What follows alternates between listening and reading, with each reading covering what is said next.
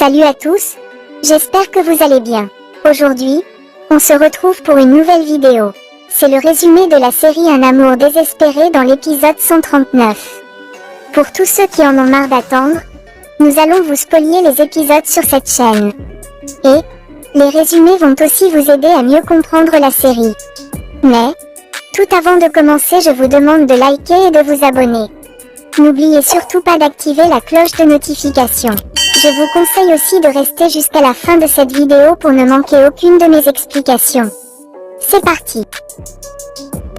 Toujours pendant que Neil jette Alaknanda hors de la maison, cette dernière se retrouve désormais comme un sans-abri et nulle part où elle est. De plus, elle n'arrête pas de pleurer en pensant avec tous les mots blessants que Neil lui avait balancés à la figure.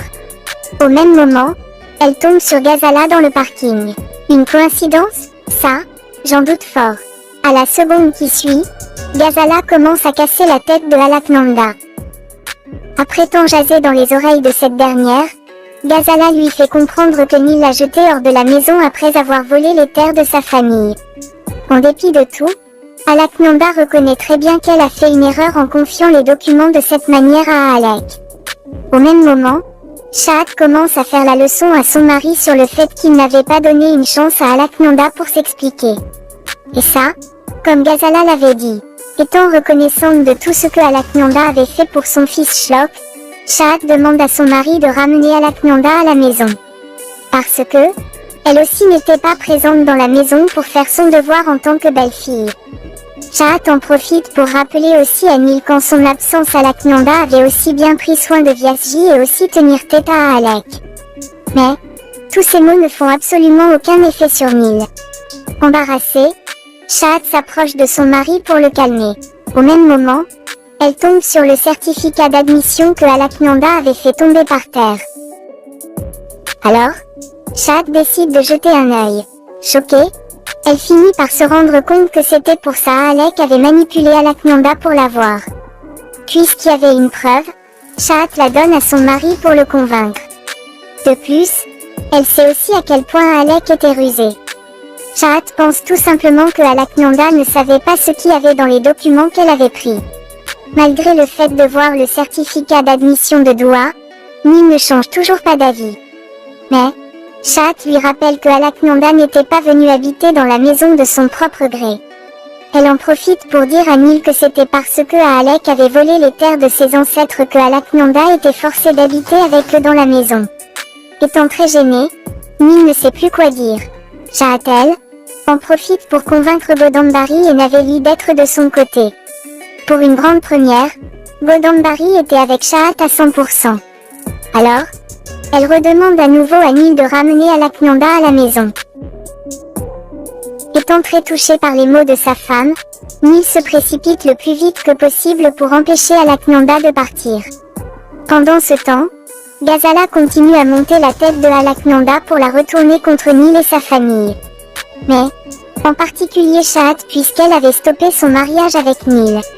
Après tant parler, Ghazala réussit finalement à installer une haine dans le cœur de Alaknanda pour Shahat. Le pire, c'est qu'elle fait croire à Alaknanda que c'était Shahat qui avait manipulé Neil pour la mettre dehors. Parce que, elle ne pouvait pas tolérer de voir ses enfants en sa compagnie. Malgré le fait que c'était pas ses enfants biologiques, Alaknanda s'engage à se battre pour eux. De plus, Doua la considère déjà comme sa mère. Mais moi, je trouve Alaknanda vraiment très stupide. Parce que, c'était vraiment pas nécessaire de faire tous ces sacrifices. Puisque Shahat avait ruiné sa vie, Alaknanda décide de se venger d'elle.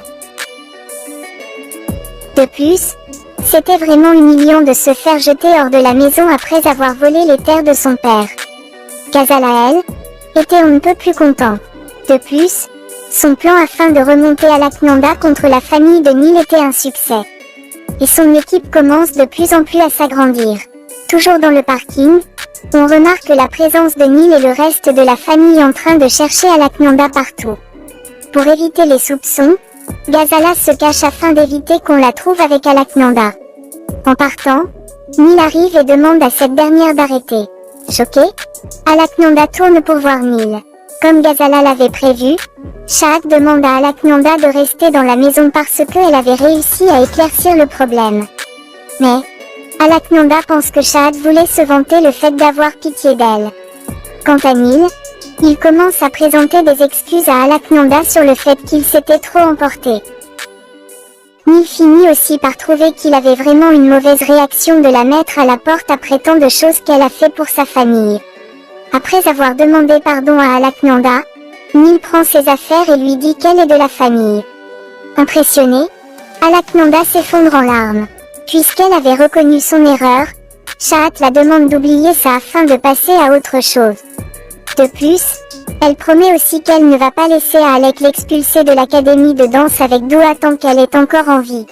Pour consoler Alaknanda, Shahd la prend dans ses bras. Ce qu'elle ignore, c'est le fait que c'était pas du tout la même Alaknanda qui va revenir à la maison. Parce que cette nouvelle version Pro Max de Alaknanda était là que pour créer la zizanie et aussi faire payer Shahd. Avec son regard de traîtresse, Alaknanda accumule une haine sans faille pour reprendre ce qui lui revient de droit. Cela veut dire se marier avec Nil et aussi enlever la garde de Shlok et Dua à Shahd. De plus, on ne provoque pas une femme qui n'a rien à perdre. Parce que elle peut faire n'importe quoi et n'importe quand. Ne pouvait plus supporter Shahd dans ses bras, Alaknanda la relâche brusquement pour reprendre son souffle. À la seconde qui suit, toute la famille décide de rentrer à la maison avec Alaknanda tout en étant très content. Mais la famille ignore qu'ils ont créé un ennemi dans un millième de seconde. Et Shahd vient aussi de soutenir sa propre rivale dans une bataille acharnée. Je me demande comment Nil et Shahd vont faire pour découvrir que Alaknanda n'était pas du tout la même après cet incident. Parce que son plan c'était de devenir la belle-fille de la maison à la place de Shahd. Pendant ce temps, Nil prend son père dans ses bras pour lui prouver son contentement. Quant à Shahd, elle court le plus rapidement que possible dans sa chambre pour éviter Vyasji de la voir. Arrivée, elle demande à Dua de faire sa valise afin de quitter les lieux sur le champ. Après avoir pris ses affaires, Shahd demande à Dua de partir avec elle pour empêcher que Vyasji la voie dans la maison. Mais, hélas, Dua refuse de partir. Le pire, c'est le fait que Shahd n'arrivait pas à trouver les mots pour convaincre sa fille. En colère, Shahd demande sévèrement à Dua de s'en aller. À l'arrivée de Alaknanda, Dua court dans ses bras pour éviter de partir avec Dr Shahd. De plus, elle dit aussi que c'est elle sa nouvelle maman à partir de maintenant. C'était hors de question aussi pour Dua de partir avec Shahd de la maison. Au même moment, Nil commence à chercher sa femme partout en criant son nom. Parce que il voulait fêter avec elle le fait que son père soit rétabli. Après tout, elle était la personne la plus à être félicitée dans l'histoire. Pour éviter Nil de l'empêcher de partir, Shahd décide d'abandonner Dua et la laisse sur la responsabilité de Alaknanda. Maintenant, on peut dire que Shahd a facilité la tâche à cette dernière. Parce que son plan était de se débarrasser d'elle à tout prix dans la maison. Et ça, juste pour élever ses enfants à sa place. Sans perdre de temps, Shahd s'en va à toute vitesse. Arrivé dans la chambre, Nil commence à questionner Dua et Alaknanda pour savoir où était sa femme. Pour éviter de dire la vérité à son père, Alaknanda prend Dua et la serre dans ses bras. Le plus choquant, c'est que Alaknanda fait semblant de ne pas savoir où était passé Shahd. Quelques minutes après, on remarque la présence de Dua sur le balcon en train de jouer avec son chien. Au même moment, Shlok arrive pour tenir compagnie sa chère sœur. Et ça, malgré le fait qu'elle lui avait dit de ne pas s'approcher d'elle l'autre fois. Attristé, Shlok demande à sa sœur de venir jouer avec lui. Mais Dua lui dit qu'elle joue déjà avec son chien. De plus, elle n'a pas envie de faire un nouveau drame avec lui. En dépit de tout, Dua dit à son frère de venir jouer avec le chien avec elle. Dans le cas contraire, ce soit ça ou rien. Voyant qu'il n'y avait pas d'autre solution, Shlok finit par céder aux caprices de Dua. Mais, il avait vraiment peur d'être mordu par le chien. Pour se débarrasser de sa frayeur, Dua demande à Shlok de serrer la patte au chien afin de devenir son ami. Voyant qu'il n'y avait plus d'eau, Dua demande à son frère de rester avec le chien pour aller en chercher d'autres. Effrayé, Shlok demande à sa sœur de ne pas l'abandonner. Pour calmer son trouillard de frère, Dua lui donne un pot de biscuits afin de les donner au chien. Parce que, si Shlok fait ça, il va très vite être ami avec Twinkle. Quelques minutes après, la situation était devenue beaucoup plus compliquée pour Shlok. En donnant les biscuits au chien, ce dernier n'arrête pas d'aboyer. Ne pouvait plus le supporter, Shlok commence à reculer et demande à Twinkle de partir. Mais, ce dernier continue malgré tout à aboyer sur Shlok. Le pire, c'est que Shlok était tout justement sur le point de tomber sur le balcon. En entendant les aboiements du chien, Monsieur Vyas finit par se réveiller pendant qu'il était en train de faire une sieste sur la cour. Il finit par être choqué aussi de voir que Shlok est à une virgule de plus pour tomber du balcon. À l'arrivée du reste de la famille et Alaknanda, Chahat a failli piquer une crise cardiaque voyant son fils dans cette situation avec le chien de Dua. Au même moment, Shlok glisse et finit par tomber. Par la grâce du ciel, Monsieur Vyas était arrivé à temps pour sauver cet âme innocent. De plus, on avait l'impression que Vyasji avait fait tout ça sans le savoir. Arrivé sur la cour, la famille finit par être soulagée parce que Vyasji avait réussi à sauver Shlok. Mais, Monsieur Vyas finit lui aussi par tomber et cogner la tête dans une énorme roche par terre. Alors là, le problème de la famille finit par se multiplier. Mais, la famille finit par être choquée de voir que Vyasji a plutôt retrouvé la mémoire en cognant sa tête de cette façon sur la roche. Dans un millième de seconde, il commence à blâmer la famille d'avoir laissé l'héritier de sa famille sans surveillance dans la maison. Malgré les blâmes de Vyasji, la famille était plutôt contente. Vyasji, lui, n'arrive toujours pas à comprendre le pourquoi il était dans la maison mais pas au temple. De plus, il n'avait plus ses bagues et ses sandales. Puisque Vyasji était guéri, Chahat commence à repenser avec la promesse qu'elle lui avait faite. Quelques minutes après, Nil commence à s'acharner sur sa tante sur le fait qu'elle avait traité sa fille comme une étrangère. En colère, Nil décide d'aller voir son père avec sa famille sur le champ. Mais, Godambari lui fait croire que Vyasji peut tout de suite retomber malade s'il parvient à revoir Chahat dans les parages. Nil, lui, n'en avait vraiment rien à foutre. Alors, il décide d'aller chercher sa femme sur le champ. Pendant ce temps, on remarque la présence de Chahat à l'hôpital en train de récupérer quelques affaires. Elle avait demandé l'aide de Bopu aussi afin de réserver un billet pour quitter la ville le plus rapidement possible. Coincé, Bopu ne sait plus quoi faire pour retenir Chahat. Sachant que Nil ne va pas arrêter de la chercher, cette dernière supplie Bopu avec les mains jointes de l'aider.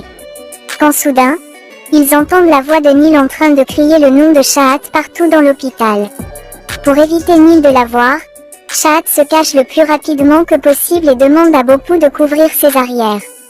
Arrivé au bureau de Chahat, Nil commence à questionner Bopu. Mais, ce dernier fait croire à Nil qu'il n'avait aucune idée où se trouve Chahat. En dépit de tout, Nil trouve ça un peu bizarre de voir Bopu dans le bureau de Chahat. En respirant le parfum de sa femme, Nil finit par se rendre compte que cette dernière était là. Arrivé à l'endroit où Chahat était caché, Nil attrape sa main et l'emmène avec lui. De plus, Nil pense tout simplement que Chahat était en train de jouer à cache-cache avec lui. Mais, cette dernière dit à son mari qu'elle ne peut pas rentrer à la maison. Parce que, il avait peur que son beau-père soit retombé malade après l'avoir vu. Le plus choquant, c'est qu'on dirait la nature était toujours contre ce meurtrier. Jusque-là, Nil et Chahat étaient vraiment très heureux. Et ça, y compris Shlok et Dua. Finalement, on peut dire que Chahat a réussi à accomplir un de ses plus grands rêves. Parce que, Vyasji était entièrement de son côté. De plus, il s'était libéré de son poste rien que pour elle. Et ça, malgré Chahat avait demandé à son beau-père de ne pas le faire. Quant à Godambari et Alaknanda, je vous laisse imaginer leur inquiétude. Parce que, elles ne peuvent plus insulter Chahat en utilisant la religion à partir de maintenant. De plus, le chef de la famille avait déjà pris sa décision. Puisque Dua était très content, je me demande si elle va se réconcilier avec sa mère pour autant.